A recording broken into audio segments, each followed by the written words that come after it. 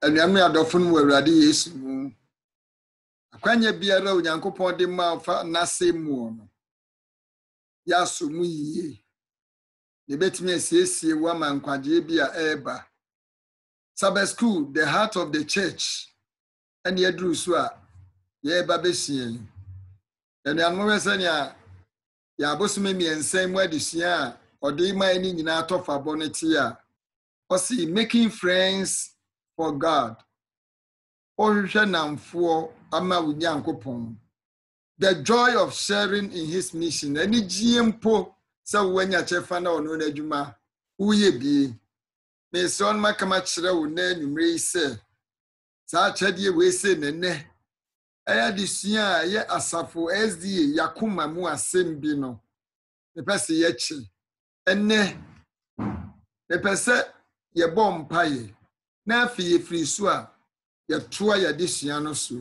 onyame nhira wa wotie mie ye bompaye aseda ya ode oba ade e de ahobrase ba wani medon we mu ya semo ani se onyame a wohira na adom no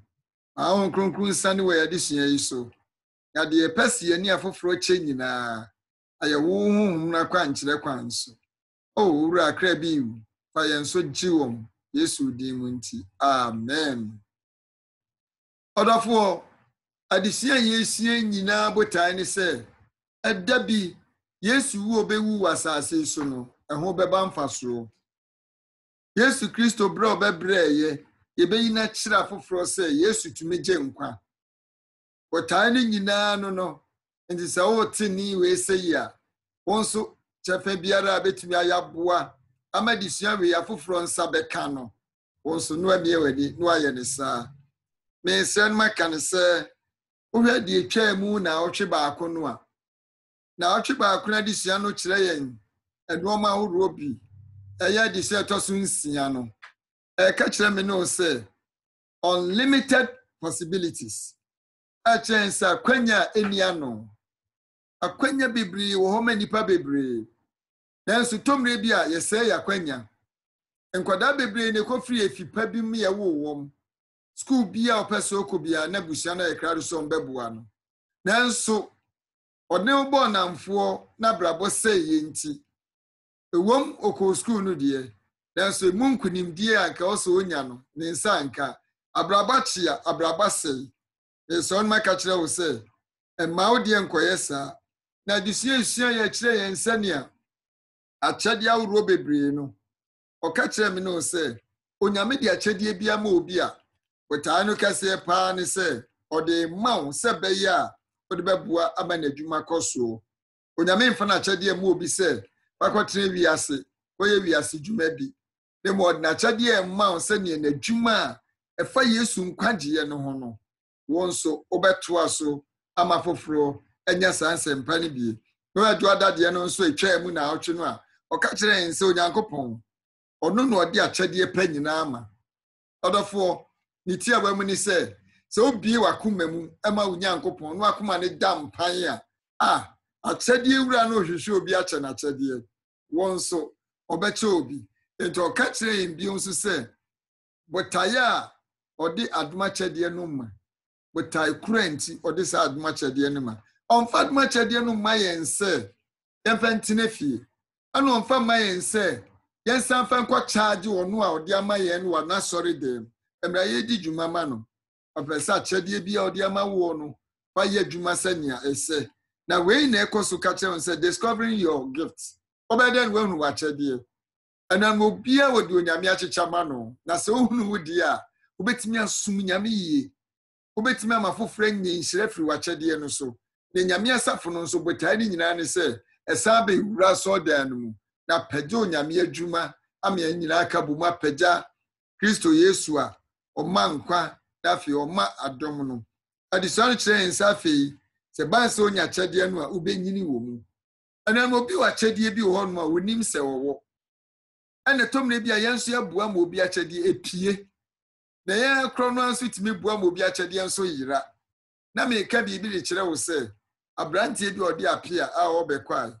hu ne opapiti mu so oprichi da hu no senge ba na akwa so ɔto dwom na so nuanom nyame so dan mu asiesie wuyi na wayi ni befua no nyame so dan no ho adoe ono nko a obekọ na afi wakọkọdodo ho amaye na esrew sania ye nyame botaye a odi ama obia no mama ye nhye no nso se otumi de obia ye dwuma se de ono a ope na wo nso ope so odi udi dwuma sania be ya na dwuma bekoso mesrew a adoma chede onyame de amaye no enukurem nie ni wo man se wo se de nkabo mu bre nyame asafo nyame adoma chede odi ama wo de ntitimu bra asafo no a ne mfiri ye nyankopon anase wu wa ma obonsam kwan ama odi odi dwuma ya behwe na afi akwadisua a etosonso a eno ne ewoso a ye sua no na otwe mu odofo o say sharing the word say o che asem no ede ni asem a wo che o chama fofranya sa no kwasem no anam ye wa chede awuro bebra eni patade cheyen ebi on mo che watade ebi on mo che ntoma ebi che usika ebi nso cha foforo atade o che binum mpaboa wo che binum ebin eche ye wa chede awuro bebra de che yampesa me kan se ena chede aye kan wasem we se de ya chede sonku bi a ya jinkwa Yesu pese me no ya chema afoforo a wo mun so nti ne ho asem no enenya bie na sa chede we ya chede nyina mu sonko a chede ekuta dankwa a chede mu okra brefo nya homegye a chede obi a na kuma etuo nya na fed na se gina yi eno ni a chede sonko a ya kan wasem na enka bosem we sei a ya kan ye adisua eche nsariche asem no ana riche asem no ka kire me no se Sara ana monso ana se Sara na masem a efiri manum ebeye are nsa ma me nchen kwa na emum gise ye nia mepe na ewie nia entia me suma no Isaiah 55:11 Enyankopon anum asem makwa ebre bia onyame anum asem oba no na de nkwaje bi iba ayemani gi sadofo bi bu ayen na monso ema foforo nsaka adesua ye kire no bi onia Daniel Jaban onia Jaban oba ade nhira wai onia Gideon Smith Navy officer ewo US wonso onyame nhira onu atie formate so nso chechema onkrofo ewo US ho onyankopon nhira opa ada Kenyame Johnson onyankopon wo so nhira ya wo ye bia bu onyame adwuma oba ade ehu na ode asedama ma foforo nso nti de ekoso ewo de hia mu bi emanya wonkwa na utie ma foforo ntie bi Mrs Priscilla Boatin ana maame Boahin mesre wonso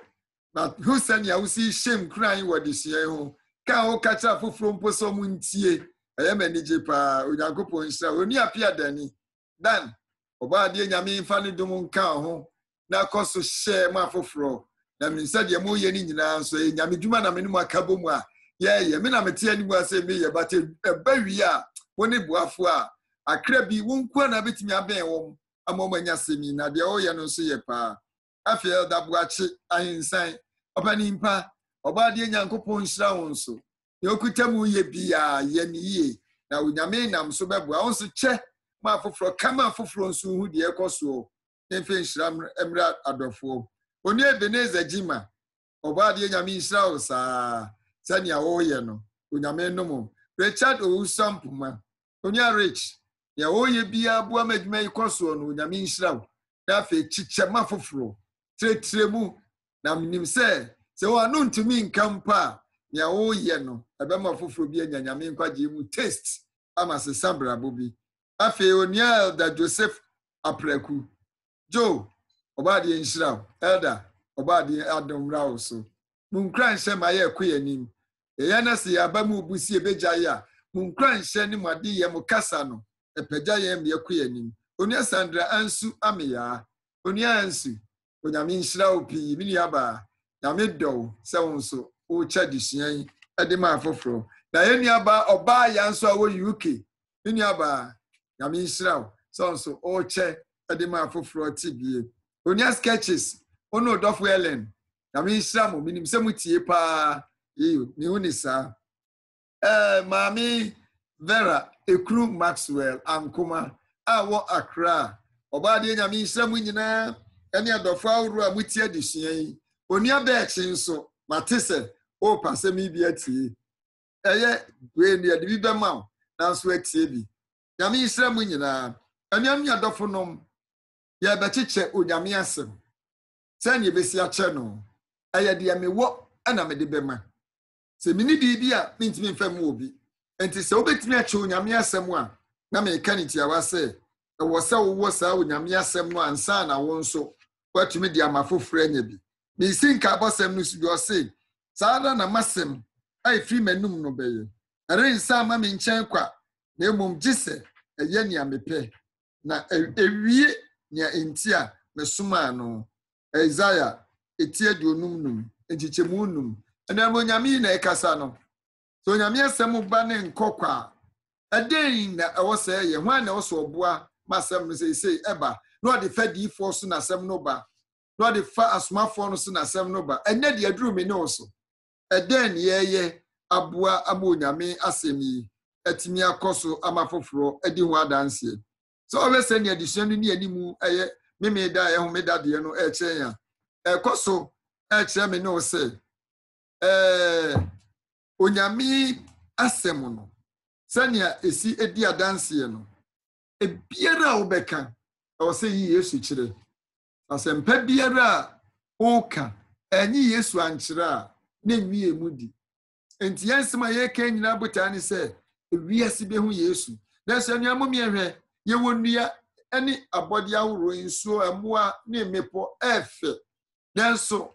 eyi kire de obo ade bi nyansani bi de ne nsaye ani ye wode Bible nso akira to ho efa Yesu hu senyam senka Bible na ntwere no ma mfa Yesu hu anto ho a odofo nkam ka kire o senka ye bebre abodi ne be kire de nanso de Bible ma ye hu Yesu ne de ye be kan se eya dutwem na so aka kire o se ebredodo biara wo betimi ama afofra hu Yesu no mesro mia wani na ye na de sua yi se ne atwetwe adwen de kro no eye nhira sem bi na de ma me ne ho se be ya ebetimi aboa ama fofra ti nkwagisem a agenkwa no pese ye hu no mesro dodo sen na wo wonimu fantawantawa a ewo Bible mu no ho the great controversy no wo sen dodo sen na wonim mesro okon kese dabone ni papa ntem no sen na wo wonim na foforo nso ake omunim se wiase ni da ho saa nanso wodi onim se bibi ikoso afefa Yesu Kristo awo a ye bewo no no ho ena mebinim nim se ya nansesem eye myth na nya no kre nanso me se so unya bra na kwa akokire mu akire okra bia wo beda nyankopon ase pa se wayi nkwaje sem ati se di akire no afei eno me fa dankwa eba no ho enipa se nim enipa bebre nim se owu achi kura nkwaje oho nanso me no de onyame yi akire yen abede na sempa dawuro yi ebetimi akọ ayade a Yesu Kristo de agame ne ayade na onipa owuo na onipa wu achi na sana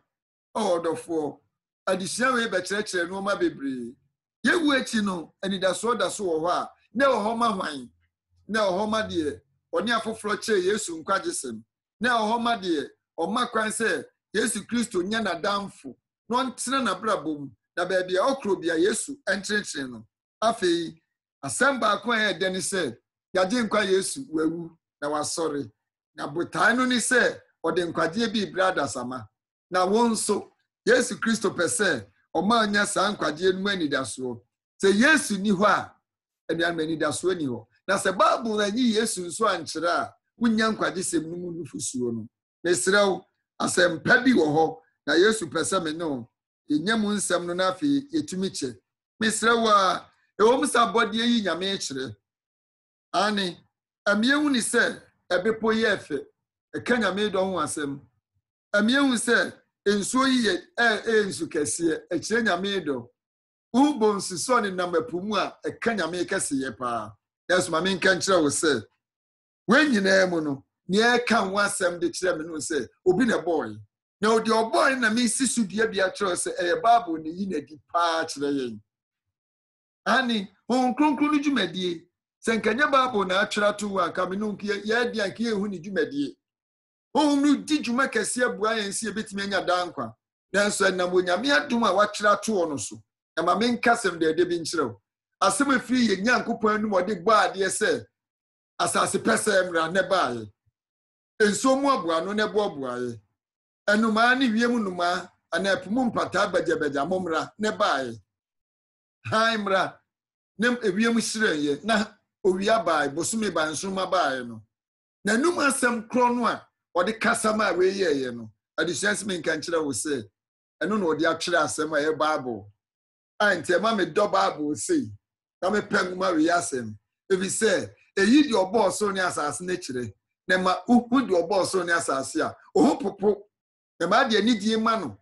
yɛntimi ntina baabi a mo yɛn bra basa nkase yɛ Kristofoɔ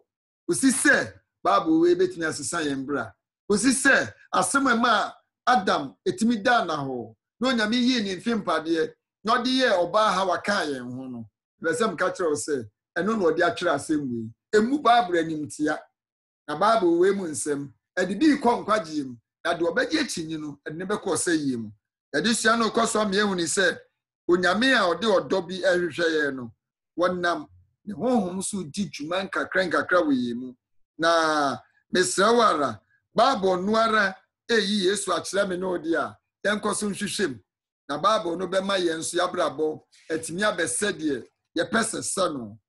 onyame asɛm mu no atom ne bi ɔde agyina hyɛdeɛ bebree ɛna gyinagyina ɔde ka n'asɛm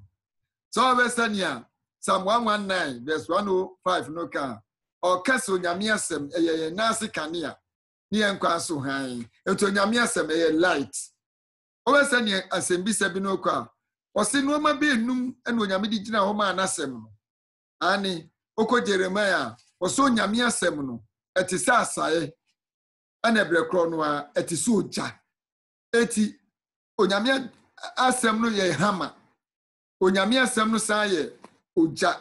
so Jeremiah chapter 23 verse 29 na mame nkan na tie kakra asɛm a ɔka ne sɛ masɛm nte sɛ ogya Awurade asɛm ni na nte sɛ asae a ɛbobɔ botan ana nti ɛka kyerɛ me no sɛ onyame asɛm no ɛte sɛ ogya ɛyɛ kanea afei ɛsan yɛ hama ɛbobɔ na afei ɛsɛyɛ so we Luke chapter 8 verse 11 no nso a ɛno nso ka kyerɛ yɛn sɛ na ɛbɛ no ni aba a waguo no ɛne Nyankopɔn asɛm eti asɛm no ka kyerɛ me no sɛ onyame ogu aba bi na ebi kogu kwankyɛn na egu kwankyɛn no ɛkɔkɔ bae sɛ nkurɔfoɔ bebree no a ɛte nyame asɛm a ɛte sɛ egu kwankyɛn na nnoma bɛsoso na ebi gu buta so efifiri deɛ nso nkyɛn na ewuo na ebi nso deɛ kogu nsɔyem ɔha ne bebree sɛ mia no ntontumi nyina na ebi kogu asase pɛm na so ɔha ɛne na du osia ne mɔho no onyame asɛm ɛyɛ aba sɛnea ɔde ma me no sɛ ɔsan hwɛ Matthew chapter 4 verse 4 nso so a ɔka kyerɛ me no sɛ ɛnyɛ paa no nko na onipa nam so bɛtena aseɛ na mmom asɛm biara a efiri agya n'anum no ɛno a na ɛyɛ ma yɛn etu ɔde onyame asɛm asan toto paa no nso ho eti adɔfoɔ yɛnyɛ gya yɛnyɛ han yɛnyɛ asae ɛyɛ hama yɛnyɛ aba ɛne yɛnyɛ paa no sɛ wei nyinaa yɛ onyame asɛm ɛne ho dwumadie mesrɛ wo mini adɔfoɔ onyame asɛm te sɛ ogya a ɛne ɛdɛn na ɛyɛ wo akoma mu obi biara nyame asɛm ewura wo mu ne te sɛ gya no ɛhyew mu ne bɔne yɛde adepa bi ɛbɛtena wo mu so onyame asɛm ɛyɛ han a ɛne na sɛn na han no yɛbɛka ho asɛm onyame asɛm wura baabi a ɛte sɛ deɛ esum dwane na ani baabi a ɛfa na bere biara ni wɔn ma esum atimi adi han so nkonim bere biara han bɛwura baabi esum wɔ no esum brɛ ne ho asɛm ano onyame asɛm wura baabi a abrabɔne ni ensanum wi num tɔkwako ya wudi wura ɛwɔ hɔ mpa onyame asɛm wura hɔ a na no ma hyase na ɛyɛ foforo na mpara aba a ɛyɛ onyame asɛm no efie biara aba ba akopekotom na tɔɔ no kuremu na fifi na so mɔho ma fiofo nyina nya aba ne bidi na ka kyerɛ wo sɛ tie mu binum yɛ gidifo a ɛnam yɛ maame num bi so jam gye awurade asɛm bi di yɛ no na ba ne tɔ fie hɔ no ɛna yɛ nyina yɛ nya aba ne bi di ya ayɛ nya beduru ne onyame asɛm ɛdi nsira bebree ma me ne o ma me nka bi nso nkyerɛ wo sɛ ɔkra bi twɛn sɛ bɛyɛ obenya aba ne bi afiri hɔ obenya pan no bi na wugya no a onyame de ama wo no han no ebi bebawura nim bi sɛ onyame asoma wo sɛ ɔno yɛ nkabɔ mu adwuma mesrɛw sɛ yɛkyɛ onyame asɛm no a ɛte sɛ kanea ɛhyerɛn ɛwɔ baabi a esum wɔ mesrɛw pii sɛ ma ho kwan na awurade mfa n'asɛm no ɛmrɛw na baabi a esum wɔ biara no na ntiaseɛ nie no so onyame asɛm wura hɔ nom a ɛde ntiaseɛ ba na makoma ne adwene aduru sum nsakrae pa bi nso etimi ɛbɛ mu ɛwɔ hɔ no onyame asɛm ɛte sɛ ogya a ɛhye bɔne na afei ebubu akoma a ɛɛdin ɛnam sɛnea wakoma tie biara ama no bobɔ so a ebebubu no na afei ama ɛnoɔma tɔ fam bɔkɔɔ ebio onyame asɛm no ma ewura yɛadwene mu a ɛma adwene aduru sum no afei han bɛhyɛ mu ma na afei adwene na nka ntimi nyina de pa na adwene na adwene bɔne nsan ma wudi adwama mɔkorɔ no ne asisie no onyame asɛm nwura hɔ no mu nti na ɛyɛ saa ɛno nti na onyame si yɛnkyɛ share the word to others ɛne afoforo nkyɛ onyame asɛm pa no yɛmra yɛne afoforo kyɛ no ɛma afoforo nso hunu yesu nkwagyeɛ mesrɛ aka kyerɛw sɛ yɛboa ɛma obi hunu Bible no mu asɛm a na te sɛ yɛdua aba pa bi ɛwɔ ne mu sɛ yɛboa ma obi hunu Bible no mu ahintasɛm no a na te sɛ yɛdi egya bi hyehye ne bɔne ɛti ne mu nyinaa ɛnkyɛ koraa ne ehu aba pa bi wɔ ne mu yiw sɛ ɔkra bi anya onyame asɛm na nsesaayɛ maayɛ a ɛnyɛ nokorɛ so anya onyame asɛm nea ɔka no nyɛ nokorɛ onya ntena ase ma awurade asɛm na ɔkra biara a ohunu onyame asɛm no ɔtena mu no ɛwɔ sɛ ehu nsakraeɛ bi ɛwɔ n'abrabɔ mu pɛsɛ me nkum nya yera akɔnɔ yera ahoɔyɛ ntimi ntena nipadua no mu na asisie ne apɔbɔ ntimi mfo nipadua no mfa ɛmmɔbrɛ bio na mu de yehu ne sɛ onipa ne nyamsom ɛbɛyɛ fɛ onyam hyehyɛ ne atenkama ne nua brɛfo bi enipa bi kɔbɔne mu a n'ani nye emom ɔhwɛ sɛ afoforo befiri bɔne mu na ɔtaa bie n'ano ma ɛyɛ nkuranhyɛ ɛma ɔkra bi a otie no ɛno na kyerɛ sɛ onyame asɛm atie mu mesrɛw ɛni kasɛm bi wasɛm wei mu aba aduaba bi wɔn ma wodi a efifiri ntɛm paa na nyini ntɛm aduaba bi nso wɔn ma wodi a efifiri ntɛm koraa nanso efifiri a enyini ntɛm mesrɛ aka kyerɛw sɛ saa nso onyame asɛm no ɛtɔm na bi a wɔn obi kyɛ a ɔnye ne ntɛm nanso wonya botrɛ ma no na so ɔgye a ɛtena ne mu afebɔɔ saa na ɛteɛ obi nso so a ne deɛ no wobɛbrɛ ne ho nanso sɛ ɔbrɛ ne ho wie a ɛso aba meka sɛ me mmɔfra berɛm na me ne nkurɔfoɔ bi nta akɔfrɔ me yɛkɔ asɔre na mekɔ a mankɔ ntɛm a mɛkɔ no ɔkɔ afuom mekɔ so yɛ saa homeda no pɛm dwade wiɛ nnoma na makɔ ne hɔ mekɔ deɛ a ɔnkɔ afuom ɔbɛba nanso ampa onyankopɔn nam n'adom so nkakra onipa ne wɔyɛ elder ɛwɔ district meka deɛ akɔgyina sɛ onyankopɔn fadeɛ a ɛnyɛ a oyɛ ne yie onyankopɔn soma yɛn sɛ yɛnkɔ a na ɔde ka siesie borɔno no so wobɛduru hɔnom no na kra no nkwagyeɛ nso ɛtwɛn wɔm sɛ ɛnam so enti ɔmbɛnya nkwa mesrɛw sɛ ɔde onyame asɛm no ma obi a ɛkyerɛ sɛ wagyina firi owuo mu na wagyina firi awerɛhuo mu yia ne abebrese bebree no waboa no ama ɔno nso wanya ɔgyeɛ ne adom bi ɛno nti adisa no kɔ so kyerɛ me no sɛ mesrɛ yɛn kɔ so nkae sɛ onyame wamɛyɛ adwuma na ɔde kanea ɔde ogya ɔde paano ɔde asaayɛ ɔde aba akyerɛkyerɛ nneɛma a yɛde ne nyinaa ka bɔ mu a etimi ma adwuma no ɛso aba mesrɛw onyankopɔn ɔno na ɔde n'anum asɛm a ɛson no ɛba adeɛ the creative power of God's word ɛna nhwɛ sɛnea onyame n'anum asɛm asi afiri tete abɔ adeɛ afa so ɔbɛ Hebrew chapter 4 verse 12 na ɛka kyerɛ so onyame asɛm wɔ nkwa na hoɔden wɔ mu na yɛ nkrante nufanu na papa okra ɛne honhom mu na ehwirem koduru sɛ papa amene ne adwenum nyinaa na yi ne bɔne nyinaa firi hɔ ɛnam so onyame asɛm ba efie bi mu a enipa ɛba ne sɛ enipa ɛwɔ mu no wɔn nya nkwagye firi mu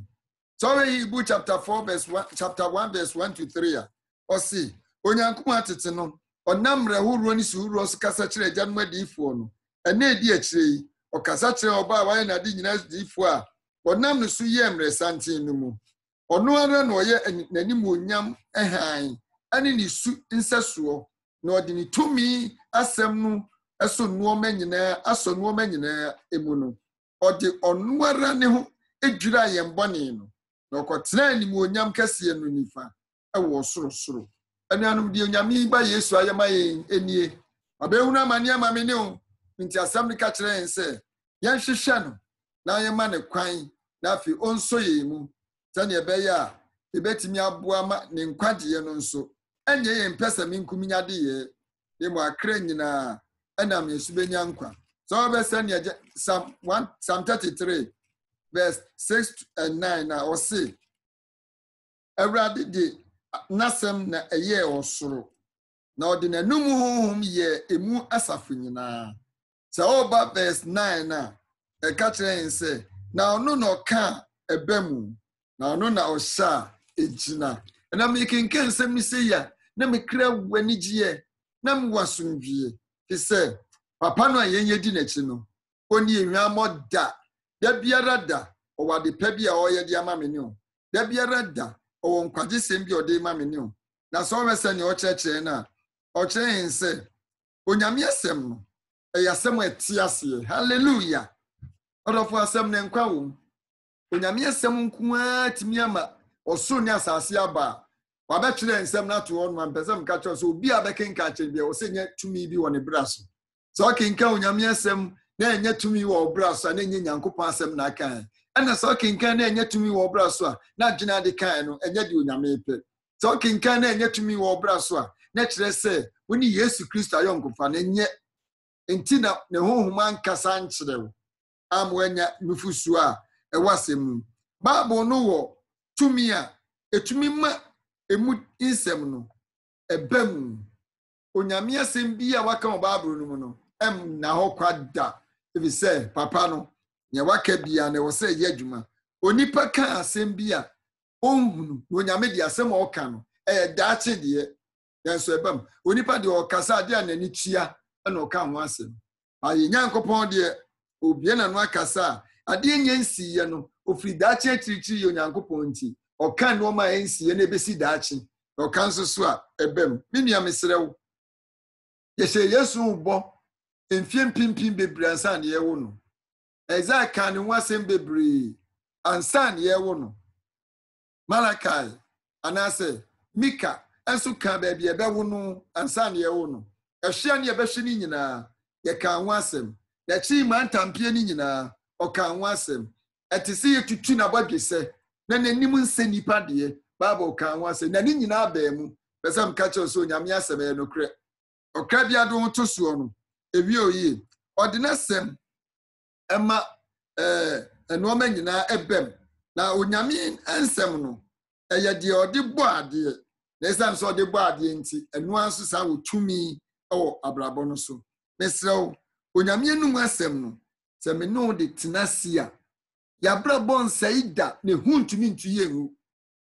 yɛbɛsɛ mka kyerɛ wo sɛ wopa afɛ nkɔdaa mmienu onyame asɛm tete baako a na gyaa no ne mfie bɛɛ sɛ aduonu akyi na baako nso ɔmfa nyame asɛm koraa ho ɔma ne berɛ bia na ɔno so gyaa no mfie aduonu akyi ɛna mobɛhu wɔn mu mmienu mu nsonsonoeɛ koraa baako ka somdwiesɛm no na baako kwa atirikyiri asɛm na afei ɛma ɛwɔ ɛnoma bebree a ɛwɔ so nsunsuansoɔ na meka kosi sɛ sadamfoɔ bi nso anabɔfra bi nye onyame asɛm a ɛnamfoɔ atwa ne ho nyinaa ahyia tumi ho di ho adanse na di nsunsuansoɔ pa ɛma saa mmɔfra no obi biara a yɛatetiri nyamsomfoɔ fie na kɔda na fa nyame asɛm yie no na brabɔ mu no afoforo hu no a ɔmu ne sɛ weedi adeɛ weedi wɔn deɛ wɔnyɛ yɛtae ka na afei ɛboa no ma otumi di ne nam fofoɔ nso anim akyerɛ ɔmkwampa a ɔmo mfasoɔ mu ɔmo abrabɔ nso etumi si yie mesrɛw onyame kas ɛwɔ mfitiansɛ sia no sɛ ɛnyɛ hɔ ne baal na mesrɛw a sɛ onyame akasɛm no na aba mu a saa na nsɛm a ɛwɔ yɛ anim nyinaa no ɔɔka ne bɛba mu nso ɛkɔ so ka kyerɛ m ne sɛ onyame asɛm no ɔkasa na ɛyɛ hɔ asase enye pese na asase ayɛ pese kama wenye wei na ɔka na ayɛ hɔ kama a papa yɛ ɔwɔ soro yi enum asɛm ɔde ato ayɛ no ɛyɛ anwanwadeɛ mesrɛw baabi biara a wowɔ ɛnkwa wɔ nyame asɛm no mu na makwan na nkwa asɛm a yɛnya yɛne wo kyei no ɛnso aba sɛdeɛ onyame pɛ sɛ ne ne ɔyɛ nsaka oyusu asɛm bi sɛ bara no ase kyerɛ ne sɛ ɔba adeɛ ɛwɔ mmerɛ a hwee ɛni hɔ ɔba adeɛ wɔ mmerɛ a hwee ɛni hɔ na woka na de n'aba na wohyɛ na de n'abɛgyina hɔ ane ɛnyɛ adebɔ no nko ara na minia yɛnyame asɛm wɔde ayɛ onyame anum asɛm ma akwatani ho fii onyame anum asɛm anifrɛ ne hu na adeɛ Yesu Kristo bɛyɛ demonstration kyerɛ nsɛ de onyame yɛ daa no otumi yɛ bi ampare fi sɛ ɔno na ɔnam no so a ɔbɔ adeɛ nyinaa eti Yesu bie n'ano a ɔse ɛpo yɛdin ɛpo simiwura I salute you Yesu Kristo mana no so a ɔse obubuani sɔre gyina na nanti entini ni dompa apro esimiwura ma bɛhyɛ hɔ ma sɔre agyina Yesu Kristo kɔto owufo a ɔse owufo sɔre ɔka wie ya na owufo atenani ɔse monsane ahoma na kyekyere Lazarus sɔre firi wonam na Amerika de akyerɛ sɛ mene wo onyame tumi asɛm ɔde bɔ adeɛ no sɛ yɛ makwan na tena se ɛwɔ yɛn brɛ mu a adeɛ bɛyɛ ne sɛ ebetimi de nsakra pɛ bi aba yɛabraba mu mesrɛw asɛm a onyame de bɔ adeɛ no na sɛ gusu yɛ adwuma deɛ a ɛne mesrɛw bɔ mmɔden na sua ne yie so sua asɛm wei sɛ yie na wote ase a dwuma a asɛm wei betumi ayama wo ne sɛ wawo ntoatoasoɔ nyinaa akyi no ɔmmɔfra bɛkɔ so atena nyame fie na nigye bi bɛhyɛ ɔmakoma ma hom no ara a tete odi dwuma no bɛsɛm ka kyerɛ sɛ ɛbrɛ wei sɛ mu nso no ɔda so di dwuma na onyankopɔn kasa na nsɛm a ɔkasa ne nyinaa gyina yɛ nti enum asɛm wei sɛ nso a ɔde ama yɛn no ɔse waka na no nso ebegyina mesrɛw hyɛ ne nso sɛ yɛnyame asɛm wɔ mfasoɔ na obi a usua nso esiw yie the benefits of studying God's word so usua onyame asɛm a emfasodi a ubenya anuanom yɛkenkan graphic yɛkenkan other books stories ni ade emu bia timi ma yɛ wiase we mu asetena mu nneɛma bi mu anidasoɔ nanso enwoma a ɛma nipa anidasoɔ a ɛnsɛe da no ɛyɛ twerɛ kronkron Bible so otimi sua saa nwoma wei yi a nyankopɔn sɛ menka nkyerɛ wo sɛ wabrabɔ ɛnsɛe da ɛnhyerɛ pii ɛwɔ hɔ ma wɔn a osua onyame asɛm hallelujah obi biara a osua onyame asɛm no ɛnhyerɛ pii ɛwɔ hɔ ma Petro se yɛnam onyame bɔhyɛ ahoroɔ no so ebenya onyame esu no bi eti sɛ mene wo esua onyame asɛm a onyame esu papa no yɛba benya bi ane ɛde nhyerɛ bebree abra foforɔ ɛne nipa bebree na wɔn nso ebetumi de saa nhyerɛ no bi abrɛ Paul nso se na dom asɛm no etumi siesie na ɛboa yɛn ɛma ɔbrabɔne nyinaa kɔ na n'adwapadeɛ no nso no yɛn nso wɔte yɛn ho de yɛn kɔka ho bi o so wobɛnya ho tie a onyame asɛm di dwuma wɔ brɛ mu ansa na wo nsa ka saa ahoteɛ no Bible ɔgye botae no ebi ɛwɔ mu ma me ne wo ɔgye botae bi nti ɛna wo sɛ wofa Bible na wokenkan mesrɛ wo sɛ ne sɛ nneɛma kɔɔ so abu na werɛhoɔ hyɛ wo so na nidasoɔ nyinaa sa ma Bible so kenkan nneɛma pa bebree bɛfiri mu aba a ɛbɛyɛ nhyira ma wo ɛnam abrabɔ mu sɛ nkenye nyame asɛm ne enim anka yɛn kra anka yɛn ne hwan katwum kame ne hwan aba bɛtumi baabi a na me ne nam a anka adwuma a meyɛ na ɛyɛ nanso wɛde onyame ahu me mmɔbɔde ma bɛduro onyankopɔn fa nipa a ɔsesa no anka na ebi anka me nso mɛyɛ kɔminsani o ebi anka me nso ka ɔbrɛ bi a me bɔɔyɛ ana mabɔ nti nka owuo aba bɛfa me kɔ enso onyame di na dum bi adum ne ma tie nkoso ntena n'anim a na yɛ ɔdɔ kɛse a wayi na di akyerɛ mesrɛw sɛ wo Yesu ɔbaabu no mu a nea ɔdi ensesae ba bi no ɛbɛma wo bra sesa sɛ wo hunu Yesu no sababu mu wonie na kenkan ne ho nsɛm no a na ka kyerɛ wo sɛ ɔbɛma wabrabɔ asesa sɛ wofa 1 Timothy chapter 3 2 Timothy chapter 3 verse 14 to 17 now see na wodie sinadie wasua na wahunu no kure no mu woni moni ku a wasua no ne nkyɛn na wofiri wo mafransi nim atwerɛ kronkron no a ebetumi ama wahunu nyansa fa Kristo Yesu mu gidie so akɔnkwagye mu atwerɛ nyinaa fi Nyankopɔn ho mi mu na yɛma nkyerɛkyerɛ atenyi atenetene ne teneni mu yɛne na Nyankopɔn nipa yɛ pɛ a wasiesie no kura amenyuma pa enyina aduano Bible so obi o akyɛdeɛ bi de bɛkyɛ ne ba so ɔyɛ akyɛ no kyerɛ osem kyɛ no onyame asɛm na ne bra ensaida so John chapter 17 verse 14 John chapter 17 verse 14 17 to 17 I will say mede wasɛm mama wɔn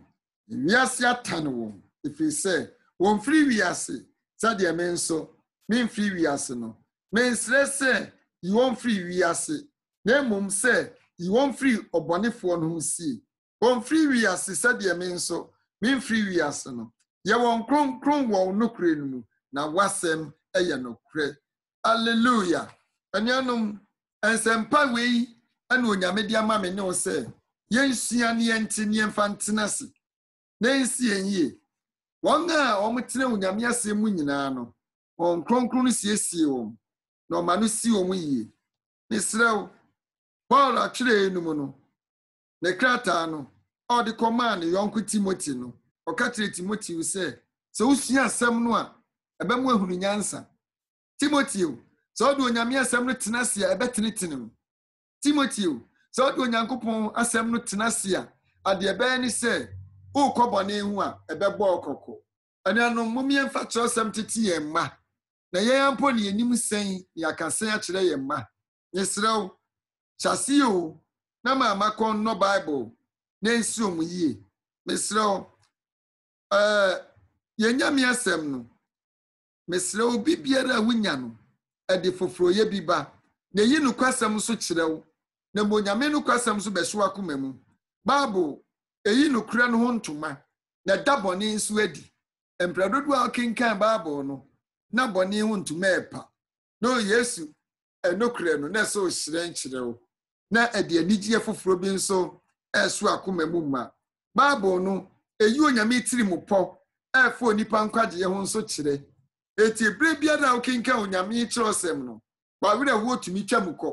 oyi adie tumi twa mu kɔ ewiase we taa wani mpo no enhaw esan sɛ anidaso akɛsie bi ɛwɔ de ɔkenkan no mu the shouting esɛ sɛ Bible no de Kristo tinini nso adi ɛwɔ sɛ me no sie tie ne adi akyire a ebesi enye tie hwɛ sɛ nea Yesu osi yi pɛsɛmi nkuminya efiri na brabom na wanwene ne kra ho na ɔde ne nkwa bɛto hɔ a pɛsɛm ka kyerɛ sɛ so sua Bible no a wobetimi ase no esan say o kenkan Bible no na da ne bra pa no adi kire o etia dansi die fa dan kwa ho no mesre o eya chede a onyame de ahye Bible no mu na se me no sua ne esua ne yi a ye nam yensem yi so afoforo nso behu Yesu nkwaje mesre o applying God's word wodu onyame asem no edi djuma sani esidi onyame asem di djuma anuanum obi biara onyame asem ba wo nchen ne kasem bi kire na wonyi achinyi no esi uye adabi Paul ana Petro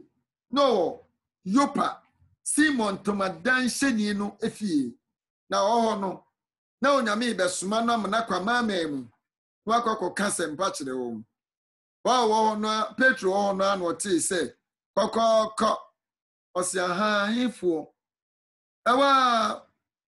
na hu kunkun kasa kyenhwe wenum ya mamamufuo afi no mo ba behu nokure no mesrew ko mo nchen ofo mo bra ofie na be yo ma ho china didi ombeka bi achi Petro ko ya Cornelius ana asuma nipa bi so omumra ko mamamu ni die ya de na ka Petro wedi won achi ya so hom ni kire ni se mo onye o machini oni o monko ene so ma kwan mo nyame asem adu di djuma babra bo be se Yesu na fe hye nyame anu onyam mesrew yewo akwan ro bebre a bosha ewo Bible mu no aka kire yen otwerefo bi si Bible aka bosha ro a wo nyame asem mu be ye se empimiensa 3000 onyame asem aka ho asem asani asika ho asem no akono ehye nyankopon so anim onyam mesrew pi se miawani na ma ho kwan na sadi onyame asem di djuma na esiesie nipa no so ma kwan a ebeye wosa so efisofo ngoma etire ye miensa ejichemu ayadru no Ephesians 3 verse 20 a ka kire me no se na de otumi ye mano tra ade nyina mano bro so chane de yesre anase yesusuo sadi etumi a ye yen mu adwuma no tie no Yesu Kristo otumi ye emabro de yen yesusuo na se ye makwan se omra ya brabo mu a Bible no ka kire me no se obesesa yen obami ya brabo nso ayefe onyame ibo se eya ho fama ama ankrankre obi biara be menyame ibo se aba wakwan mu no ade a onsa be kan se ebema afa ahodie ebia na ofi abosonsom wo ho ebia na ofi ya di nuabo atotom so wonku a Yesu be yiwa firi mu no ahira wo hallelujah Israel onyame asem kutasem pa bi ti agi sa aboshe yi a anam gidie so na fe esakraye ya gi sa aboshe yi a anam gidie so na ma ya bra bonso ye yi Misrew ma urade kwan na ne honhom no ntena wo mu ne betimi aboa wo ama wo nso asiw yi ni ayesu e ka kire se yemfa onyame asem no anya dwuma no anuanom se koba ne se yama wadua se kona kodua na afise ne utwaba yebebo abaso ama usika na diaba no de kwose baabi a wanu ya kekere to ho na afini dura odofo akonta ben na abebu na kwaye duma chede ade ma obi a onde ode kwose efom se miwrade ye yengu yo twa efiri ho ye ye no ye otwa no bae dadru ya na ebebusa no ho asem no wentumi nia sen na wo wotie onyame aduma chede a wacheche no ebesem busa wo se wonsa kedi ana wonsa nkedi so wonsa ka onyame aduma chede ni bidi a ene na me ka kire wo se hwe na ye ho adwuma ani obi biara adu onyame asem ye adwuma no esiw yie chosem no Paul ka ho asem wo Roman fo nwoma no eti nwotwe de wanka me ono ara ne ba na meni wo ade bonyefo nti odne ma ye no osim prahin don fa no manyina nka ho medum yen eniji sembe ni so Yesu Kristo a o wade nyina na chosem no ka kire me no se ya de bonyefo. So always send your 1 John chapter 1 verse 7 to 9 no. Ose se kase nya bone ya na dada ye ho. Na nokra ni emu. Se ye kan bone kira wo ye nokwafo no otrini ni so de bone be kye na wate ye ho so afri ne antini nyina ho. Ana we ye bo shepa. Ba sha wo bebre wo Bible no mu a ka kire me no se so de yadwuma emra besam tu ohia wo no na de bo hye no bi esisi ano na afi de anigye nso hye wakoma mu ma mesrew Bible mu nsam ode na me wo fie na nu fie nche talking ka Philippians chapter 3 chapter 4 verse 13 Philip 4:9 enchemu dumiensa ani nchichemu donkro no a o se anianom medie mensusisa mensa nya kabribi nanso ade ba akopɛ na meye me ma me wure free de atwamu no na me twimi mu mapɛ de ɛwɔ manim no so ɔkɔ verse 19 na verse 19 no so see wɔn na wɔn awieye ɛne ɔsɛye wɔn nyame ni yefunu na wɔn anim wonyam wɔn aniwuo mu na asase so nuoma ho na wɔdwene well de no onwene asase so nuoma ho da bia no odwene botaye wɔ nanim no ho da ben na meduru ho da ben na meduru ho ɛno nti okenkan bio nso a chapter 4 verse 19 no so say chapter 4 verse 19 ɛno so say na minyankopɔn bɛma mo de ehia mu nyinaa sɛdeɛ na honya no teɛ animonyam mu Kristo Yesu mu minyankopɔn bɔhyɛ no bi nie ɔdɔfo pa ho to sa bɔhyɛ wei so ebetumi asiwie mesrewa onyame nam Paul no so akasa onyame tumi no ɔde mayen ɛwɔ nuoma nyinaa mu na afei ɛno na de nkwagye nso brɛ yɛn mesrew nyamsompa ɛwɔ nyame ho na so Bible no mu so usio onyame asɛm na de yɛ adwuma ɛno na di nyamsompa nso ɛbrɛ wo ti anante ne han no mu a ɛnam yɛn no benya ayɔnkofa na ɔde yɛn bɔne nso ɛbɛkyɛ yɛn mesrew Paul si mitumi ade nyinaa yɛ Kristo a ɔhyɛ me den no wɔn nso ɛnam Yesu wo no so nti ɛnam Yesu asɛnnua no so nti ɔbra anka ɛyɛ owuo a ɛda w'anim no Yesu si w'ayi afiri hɔ na ɔde dan kwa to anim ade na anka emi no hyɛ n'animuonyam yɛde hyɛ no ka kyerɛ wo sɛ anidasoɔ kɛseɛ bi ɛwɔ onyame asɛm na yɛnam Yesu wo so nko aso na enya na yɛnam Yesu wo ani na asɛnnua no a ɔde ne bɔ mu no nso nti ɔbɔnsam ntumi yɛn wadi mpani nie so ama yɛn wadi ademo ne so ama abayifo ntumi ɔdɔfo yehu firi mu abayifo wɔn ntumi na onyame kwan no ntena wo mu ɛno ayɛ ma wo why na nyame nkronkron ti ne mu a Satan betimi abɛpam honhom no na obedi dwuma bɔne atia no entimi masa Satan ne yɛn bɛko nanso ne yɛn egyina kon no mu yɛ wɔde ɔkon no ma yɛn nti ma yɛn nsuro so ɔyɛ Hebrewfo nwoma no etire yɛnsa echichemu dunkron a ɔse na yehunu sɛ ɔgye a wanye ni nti wantumi ankomu na wɛrɛ ho Josamo kan sempa bebre kyerɛ yɛn na same no yɛ anye ani a yɛntumi nkomu o ɛne anya dankwa onyame akwanya no ɔde ama me ne o yɛnhwɛ ne yɛnkom na dankwa nye yɛn dia Hebrewfo nwoma ne ti 9 nkyɛm baako kwesi miɛnsa sɛ nti entuma yɛnsuro na ɛnam sɛ wagya ne ho mi mu kɔ ɛho bɔhyɛ nti mu biara anyɛ sɛ waka akyi na waka asɛmpa nso akyerɛ yɛn sɛ wɔn ara nanso wɔanya asɛm a ɔtee no ɛho mfasoɔ afiri sɛ ɛne wɔn gyidie ani afra wɔn a ɔtee no mu na yɛn a yɛagye adie ɛkɔ home no mu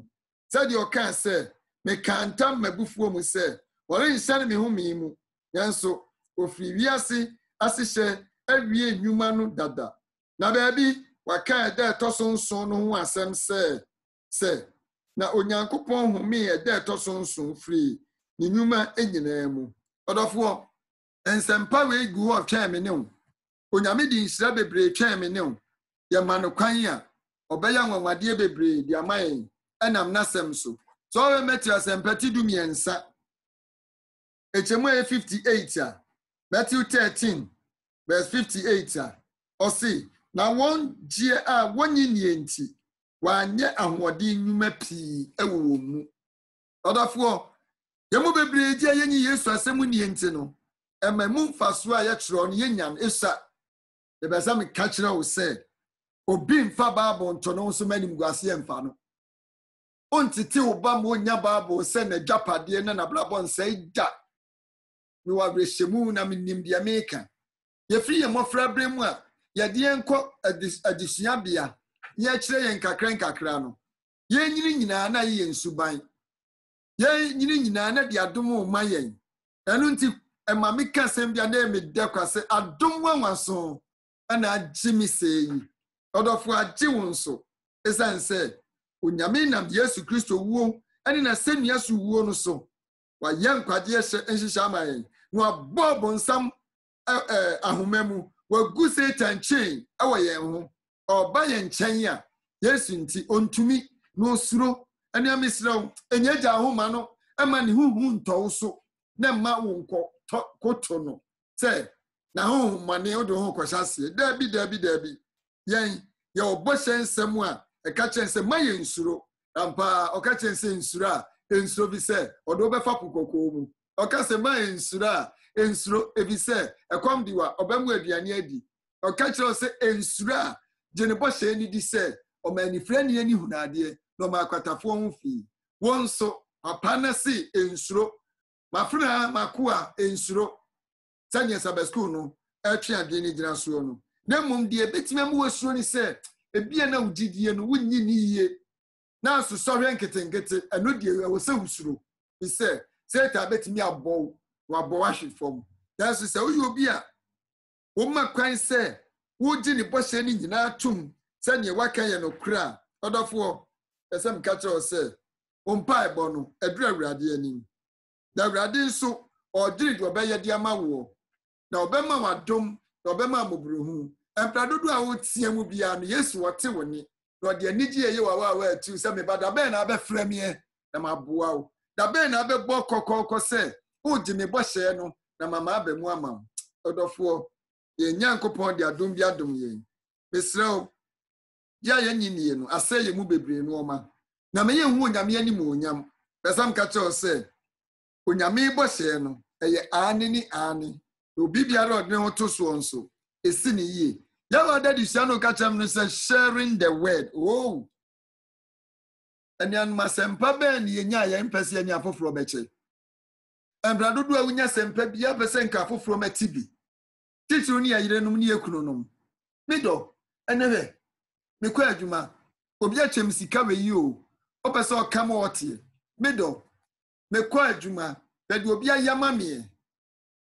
hwɛ obi akyem coat midɔ mekɔ to sɛ na obi yare na no ye me mobɔ ntimi man sika ɔsɔ onyame nhyira ɔsɔ ɔyɛ na dɔye me bɛsɛ me ka ne sɛ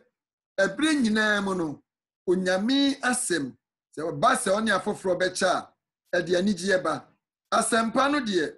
ɔsɛ yɛ kyɛm afoforo nyinaa nya bie anyɛ saa me no ɛbɛpɛ sɛ me nkuminya mesrɛw gyene wabrabɔ mu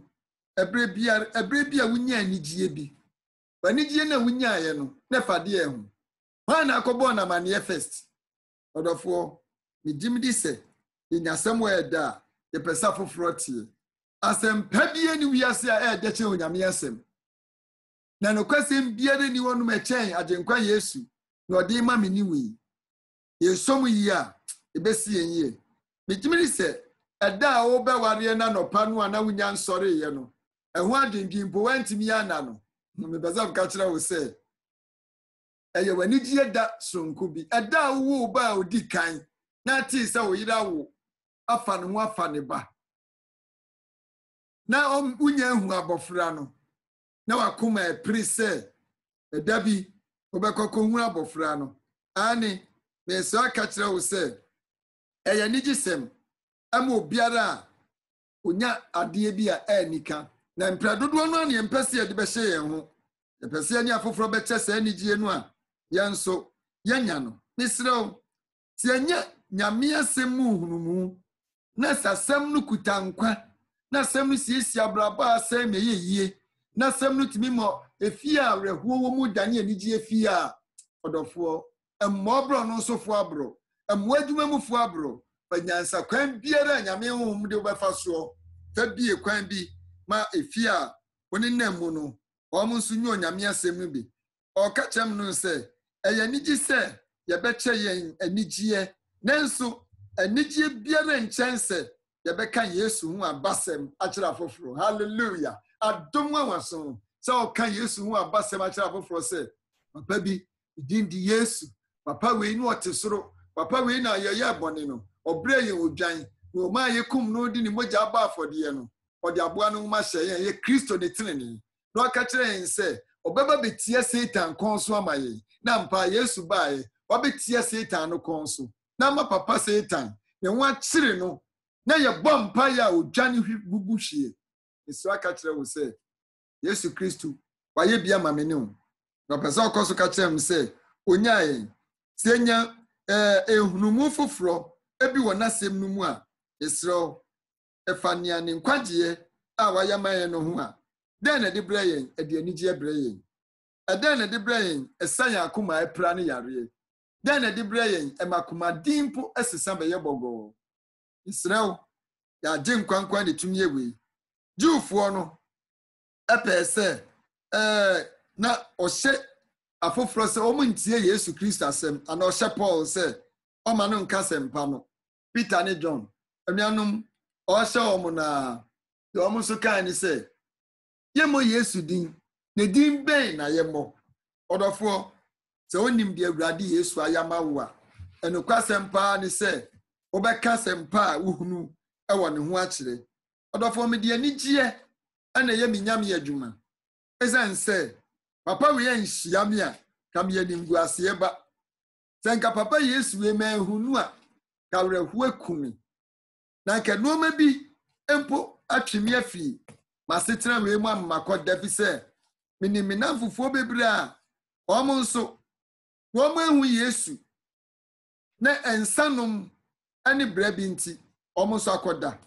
na meka kyerɛ wo sɛ me nso a na meyɛ betwani bi ba na mekɔ betwa ɛkɔ so ansa kukuo ne pɔne ade kɔhwie nsa gu ankrem kɔburu na base anu a edma kɔtena ho na makɔwe akɔ nuansa ɔdɔfoɔ masɔ super masɔ number 1 na masɔ soda no ɔdɔfoɔ mpɛsɛm ka kyerɛ wo sɛ sɛ manhyia Yesu a mabra basɛ na Yesu bi a mehyia no ɛno ayɛ madom saa Israel asmafo semti ɛyɛ nan kyekyɛmu aduonu no ɛka kyerɛ yɛn sɛ yɛntumi nkia no ntum ɛwɔ deɛ Yesu ayama yɛn ho yɛbɛka yɛbɛma foforɔ ate ne nkwagyesɛm a ɔde ahyia yɛn sɔre Isaiah eti aduonum nkyekyɛmu nan a Isaiah 50 verse 4 say Awurade Nyankopɔn ama me asuafoɔ tɛkyerɛma sɛ mehu sɛ deɛ mede asɛm bɛwo wadeɛ wabrɛ awo onyane me daa nɔpa obue maso ama me sɛ memfa mentie sɛ asuafoɔ yɛm Nyankopɔn yɛyɛ no no da bia obie yɛ aso wa bie yɛ ani wɔ n'asɛm mu anɔpa bia mo onyame asɛm so yɛ fresh ɔde foforoyɛ bi ma na ɔde nhyira bi ma na mmara dodoɔ a ɔde asuafoɔ tɛkyerɛma ato m'anum yi ɔwɔsa mekɔ so didi dwuma ɔsɛnkafoɔ eti mmiɛnsa ekyikyɛmu yɛ baako no se adeɛ biara wɔ ne berɛ a wahyɛ no na berɛ wɔ hɔ ɛma adwuma biara ɔsoro ase ɛberɛ a Nyame di asɛm ama yɛn sɛ yɛne ho dwuma yi si anyɛ ne ntam a ɛberɛ bi bɛba na ɔkra bi a wɔsɛnka aboa no ma anyinya nkwagyeɛ no na wawu afei wontimi nkɔto ne bio na sa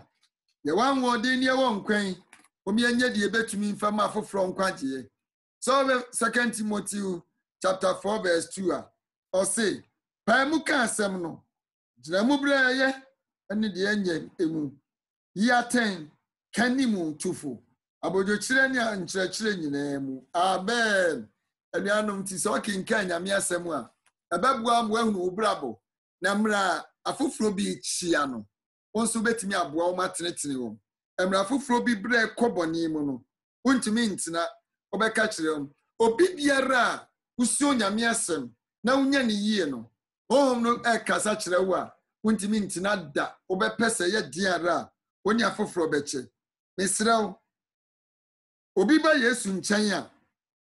ye esie ni sɛ ɔnkɔ ne bra a ɔde baa no mu bio ɔkɔ bra foforo mu obi ba ni Yesu tina ewiase nipa atwa ne ho ahyia nyina di adanse sɛ ɔbɛmɛ ɔnte sɛ deɛ daa no no ɔte ne bio ne kika nyina gyae na ɔbrabɔ ne nyina so gyae mesrew sɛ yɛ ni Yesu Kristo otu anamo a wɔmiɛma ne kwan na afei n'asɛm no nni ayɛ mu na nso aba sɛ ne ɛsɛ mesrew aka kyerɛ wo sɛ agyenkwa Yesu ɔba bio na ɔnam n'asɛm yi so nkakra tete yɛn ade ama daa nkwa a ɛba mesrew tania o kan fiadadeɛ no a Ellen White ne nwoma bi a wato din sɛ Kristo nkyɛn kwa na Steps to Christ kratafa aduɔtwe ensu kosi aduɔkron baako a knowledge of God onyame wonimdeɛ afei okenkan n'asɛm no biewu a Bible readings with families page 192 and 193 afei in Gospel Workers and Bible Work Techniques page 481 and kosi 486 and our evangelism can some debi wa se kyerɛ sɛ onyankopɔn ɛyɛ akomamu a atwa hyia nyinaa mu adwuma na sɛ yɛwɔ honhom aniwa a yɛn yɛbɛhunu sɛ onyame wahyɛ adwuma no ase dada wɔ borɔno no so wahyɛ adwuma no ase wɔ wadamfo no so wahyɛ adwuma no ase wɔ baabi a woteɛ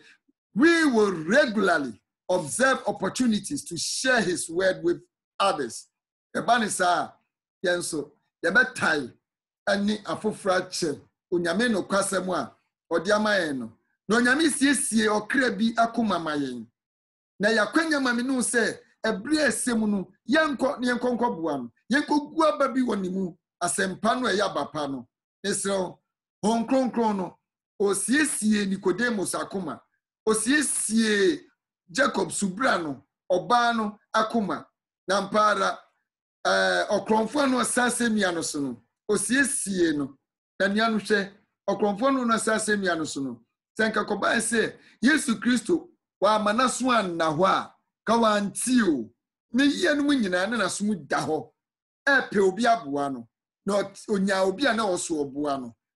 na mpara ɔte ne ni a ɔsakwa yi wanya nkwane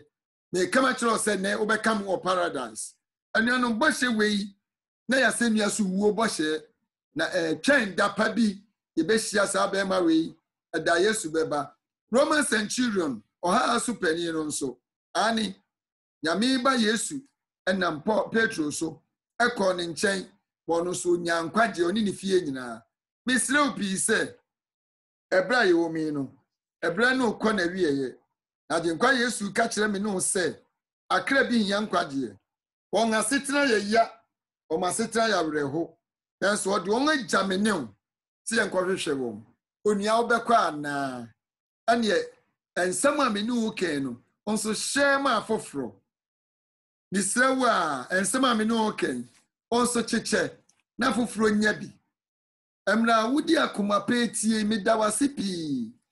na Nyankopɔn adom bi na adom wo a ama wotie saa nsɛm wei sei me wani gyeɛ ɛsɛ nsɛm a wotie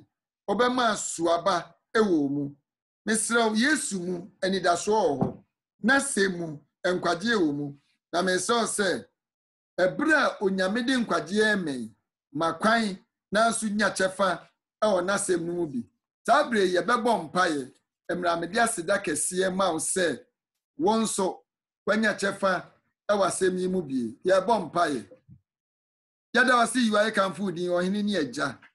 ɔma yɛakyɛ asɛm yi hwɛ wɔn kronkron gu yɛ nyinaa yɛ so yɛntena se ma wo ma no nsi yɛ nyie ɔma yɛbɛboa ma foforɔ ate asɛm yi bie no mesrɛ de ɔmo ka me ho sɛ Awurade ma wo nhyira mmra yɛn so ɔma ɛbɛtie nso sɛsi ɔmo akoma ma da nkwa a ɛba ayɛyɛ nka wo din ɛna aseɛ nka wo din Kristo Yesu din mu amen mesrɛ wo saa nsɛmpa wei si a yɛreka nyinaa no mesrɛ aka kyerɛ wo sɛ So subscribe wa. Yawo icon bi a ye bell bi wo so. Odun se mia so a ebeboa ama da biara da ye beka sem we no. Ebeba abe alertew ama won so watimi ahunu de ekoso na nam so ama won so ni afoforo atumi ache. Yawo nsembisa bi comment section bi wo ho. Ehon se ekoban se wasembisa bi a me ani fato wono. Wo question bi a fato wo. Wo mwa bi a fato wo. Wo asem bi be ka kire yan ye twen wo. Yankopon hira wo sa. Mesra wa se ani afoforo nche. Subscribe ma afoforo. Na afoforo be dan wo. Okra bi ade we be ma no pastor chu mintimi hu ni da. Da ye wonko na betumi aye sa ade no. Twedi ampo nyame a wo na otie no. O mensi wiye. Kristo Yesu din mu nti. Amen. Adom wanwaso no ade so se na agye mi sei. Nyame nhyira mu nyina. Amen.